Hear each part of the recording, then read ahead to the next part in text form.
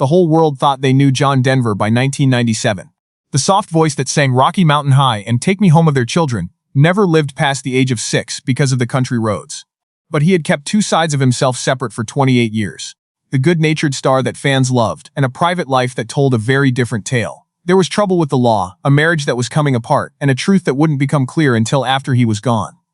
What finally ties these two sides of him together explains a lot more than anyone thought it would and why it took so long to come out. The strange beginning of John Denver. John Denver seemed to have a pretty normal family on paper. A mom, a dad, and a little brother. But because his dad had a stable job in the U.S. Air Force, Denver didn't always have a stable life as a child. Because his family moved around a lot, he had to start over in new towns and schools every time. Moving all the time wasn't the hardest part, though. Denver would say that his father had a hard time showing love to either of his sons as they grew up. The family was strict, rigid, and hard to get along with. Denver slowly pulled away from everyone as the oldest son. He had had enough by the time he was a junior in high school. In an effort to get away, Denver stole his dad's car and drove all the way to California.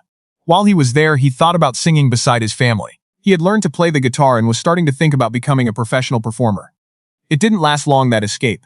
He flew to California, found him, and brought him back home right away. Denver went back to school even though he didn't want to. But there was one thing that became clear. His dad wasn't going to always be able to control him. He made his move for good by 1963. He stopped going to college and moved to Los Angeles. There was no turning back this time. He did everything on his own, booking his own shows and playing wherever he could. He became known in the neighborhood music scene little by little. Then he got the chance that finally put him on a bigger stage. Denver joined the New Christy Minstrels, a folk band. He was naturally good at acting. But there was a problem right away. His name. The person the world would come to know as John Denver had been born. David John Deutschendorf Jr. Even though that was a fine family name, it wasn't great for a performer trying to get his name on a theater marquee, and Denver apparently didn't want to change it. But the group had a problem with how to do things. It took too long to get to Deutschendorf. The group were working on a song when they came up with the name Denver. It stuck. We thought that small change would be the start of something much bigger. Denver kept playing with the group, but his career was about to take a turn he had never expected. He joined the Chad Mitchell Trio, a folk group known for songs that poke fun at conservative politics, groups, and public figures, just 2 years after moving to California. The environment was very different from the clean picture Denver would later be known for. He got another job in music, but the group gave him something much more important. It put him in touch with Annie Marital. In the middle of the 1960 seconds, Denver saw Marital, a sophomore in college, at a trio show at a university in Minnesota. There were no text messages or relationship apps that could have made it easy to meet. Denver had to do some old-fashioned police work instead, and they didn't even talk that night. But 3 weeks later, Marital got a letter from Denver. When he got back to Minnesota, he asked if they could get together and talk. The things that were written in that letter worked. When Denver finally got back, he called Marital, and the two of them became close very quickly. Their relationship grew very quickly. They got married in about a year, even though neither of them was even 20 yet. Denver had a wife by his side now, but his goals were only getting bigger. He kept working with the Chad Mitchell Trio, even though he was starting to feel like the group wasn't where he belonged in the future. He wished to write his own music. That's what he started doing. Denver put together an album of his own songs in 1967. There was just one catch. There wasn't a record company that would put it out. He made do, though. Denver didn't just leave the album on a shelf. He sent copies to family and friends as Christmas presents. Getting famous in that way wasn't the norm, but it showed how determined he was to make his music known. That record came out at a rough time in Denver's life and in American history as a whole. The U.S. was very far into the Vietnam War, and in 1968, the conflict got very close to home. Denver didn't get to see his younger brother leave because he was sent overseas. For some reason, Denver was at a peace event while his brother was being sent to a war zone. More proof that his life was going in a very different way from what his family might have thought. He wasn't just trying to get away from his dad anymore. He was making plans for a life that was all his own. The start of Denver's secret battle. Denver finally got the nerve to go out on his own after being married for 2 years. Following his departure from the band, he began performing alone and worked hard to find managers and a real record deal. Then, almost by accident, the right people heard one of the songs on the record he produced himself. It was called Leaving on a Jet Plane. It made it to the top of the charts all the way by the end of the 1960 seconds. It sounded like a big step forward that should have made all the doors open. Denver still had to fight to get a spot in the business.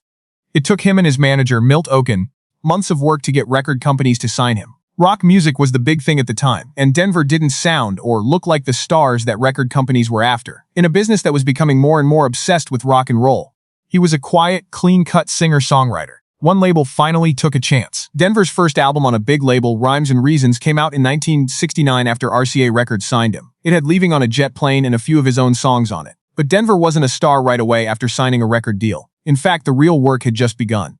Since the label didn't help much, Denver pretty much became his own publicity team. He planned a trip through the Midwest and played at any local venues that would let him. He made his own flyers, set up his own radio shows, and went from town to town trying to get people to listen to his music. It was hard work, but it paid off. Denver slowly built a loyal fan base, which was more important than a quick hit. Things changed in 1971. Denver put out Vows, Prayers, and Poems, and one song in particular went crazy. Please Take Me Home. Country Roads went to the top of the charts and brought Denver to the attention of people outside of the folk scene. His next album, Rocky Mountain High, built on that momentum. Another big hit was the title track, but this time it came with some controversy. The song was a calm celebration of Colorado's nature and the way it feels to be in the mountains. Not everyone agreed, though. Some thought that the term Rocky Mountain High was really a reference to drugs. That accusation was enough to cause a lot of trouble in the early 970 seconds. A number of big radio stations wouldn't play the song. But the trouble couldn't stop it. Rocky Mountain High became one of Denver's most famous songs, even though some people in the standard country music scene weren't sure where he fit in.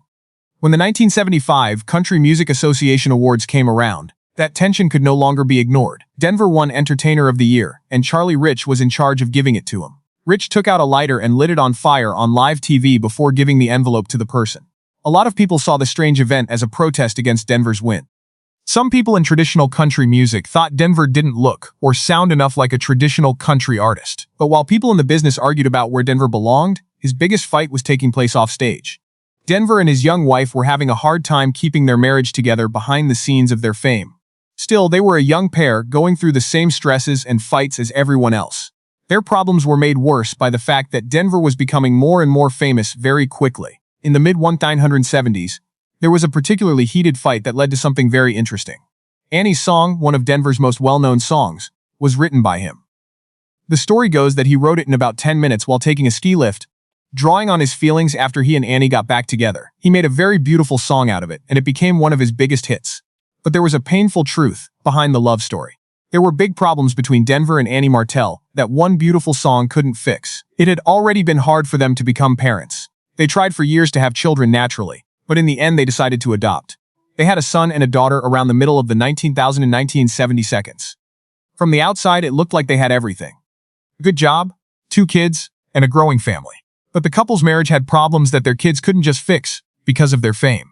By 1979, Marital was talking freely about how hard it was for her because of Denver's fame. She had a hard time with all the attention her famous husband got, and she told everyone that his fame had made her feel very unsafe. Denver finally admitted that he had caused the breakdown.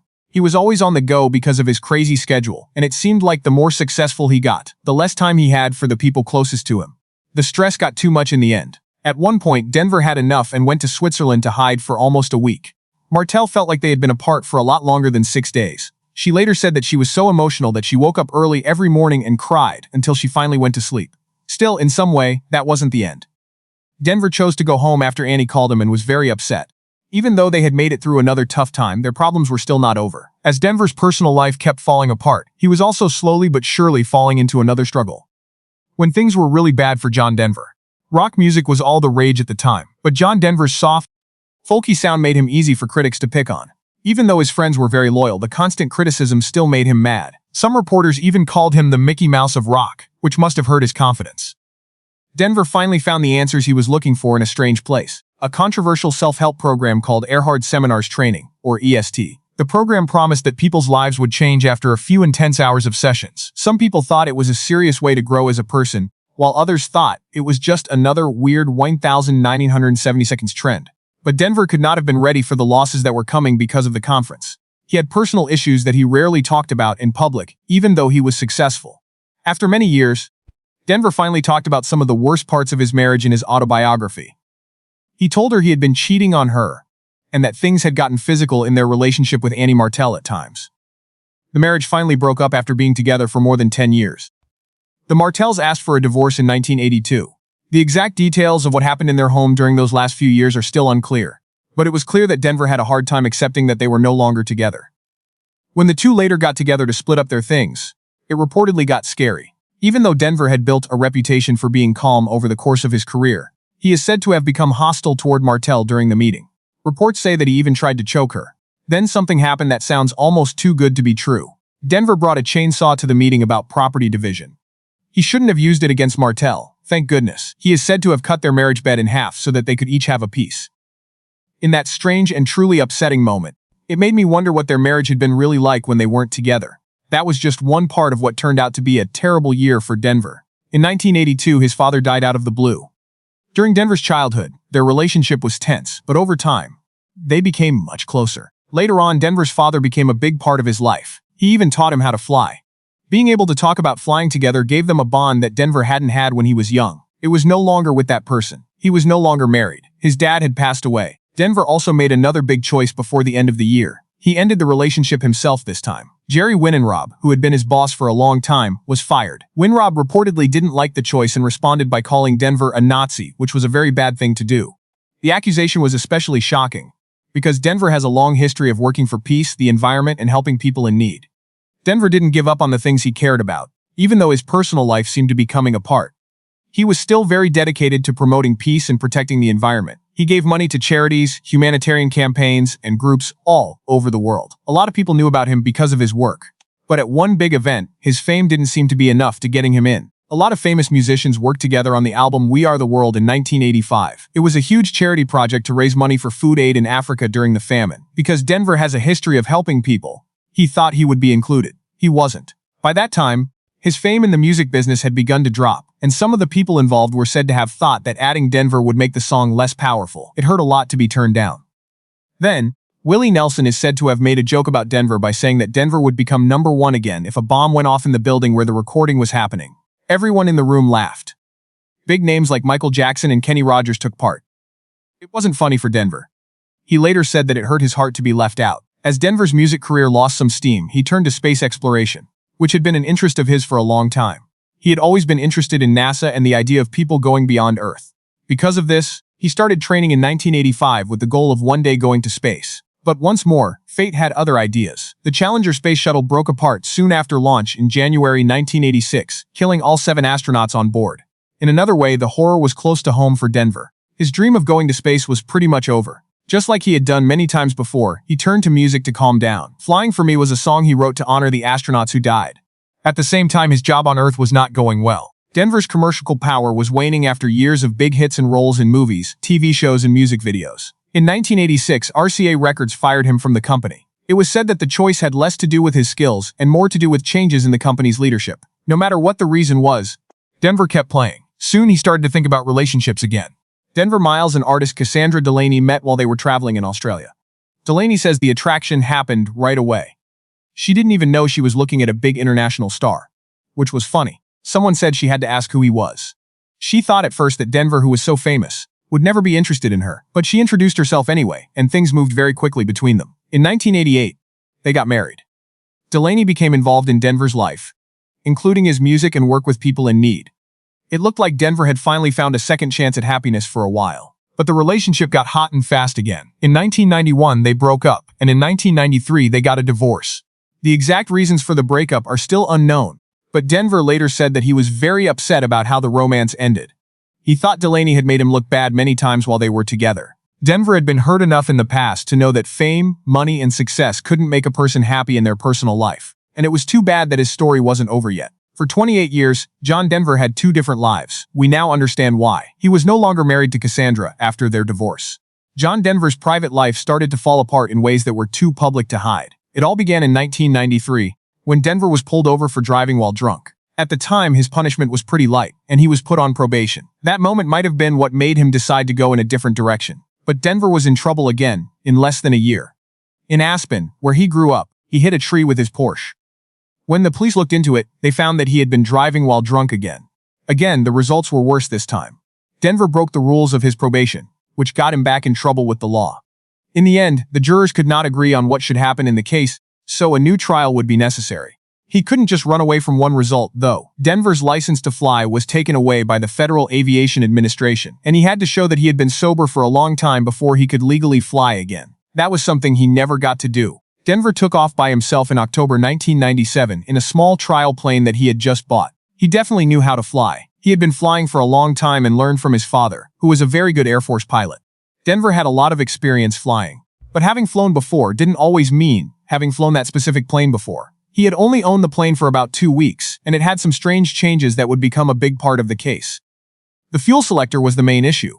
Behind Denver's right shoulder was the button that was used to switch between the plane's fuel tanks. He had to take off his seatbelt and turn around in his seat to get to it. Being in that awkward and maybe even dangerous position while flying was not fun at all. Even worse, Denver was said to have told a mechanic that they were worried about where the fuel selector was just before takeoff. One more thing went wrong. Denver had already used up a lot of fuel practice takeoffs and landings before it flew over Monterey Bay. He would have to change fuel tanks at some point during the flight. It looks like that's when everything went wrong. Denver took the plane up for what looked like a normal trip, even though the FAA had taken away his flying privileges the previous year. He didn't come back. The plane went down in Monterey Bay, California. The wreckage was finally found by rescue workers, but Denver was killed in the crash. Because he had been arrested for DUI before, one question came up right after the crash. Had drugs or alcohol played a part? Denver had been honest about the drugs he used in the past. He wrote about his experiences with drugs like cocaine, LSD, and marijuana in his book. He had also been caught twice for driving while drunk. Even an FBI file that was opened because he was active in the anti-war movement showed that he used cocaine. For some, those facts made it easy to understand how he died. But the proof showed something else. Toxicology tests showed that Denver did not have any drugs or booze in his system at the time of the crash. What happened that day had nothing to do with the drugs he used in the past. Instead, the examiners looked at the plane and what Denver did in the cockpit. The National Transportation Safety Board found that Denver had told air traffic control not long before the crash that he planned to stay in the air for an extra hour. Investigators thought he then reached behind himself and switched the fuel tanks. His body may have pushed against the plane's controls as he turned around. The plane quickly went into a steep turn that Denver could not get out of. Because he wasn't very familiar with the plane, it may have been even harder to keep things under control. In the end, pilot mistake was found to be the cause of the crash. Later, the engine was found in water about 40 feet deep. Denver had died from a fatal blow to the head. And because regular ways of identifying people weren't working, his fingerprints were used to prove who he was. Fans still remember the singer at the crash site, which is marked by a permanent memorial. But Denver left behind more than just sadness. In the years after he died, a different side of him slowly became clear. He had always been honest about how much he loved plants, flying, music, and even art. He had kept one interest mostly to himself, though: taking pictures. People didn't fully learn about that side of Denver until 2014, when an exhibition of his never-before-seen photos opened, giving fans a whole new look at the man behind the music. Still, his songs are what will remember him for a long time. Denver didn't have long to live, but his music lived on. It wasn't just a few hits for songs like Take Me Home, Country Roads, and Rocky Mountain High. Both songs were later made official state songs, which gives Denver a unique place in the history of American music. He is still the only musician whose songs have been legally named state songs by more than one state. And that may be the best way to measure John Denver's impact in the end. People still think of the mountains, the open road, and a simpler America that he spent his whole life trying to capture when those songs play. His voice will always do that.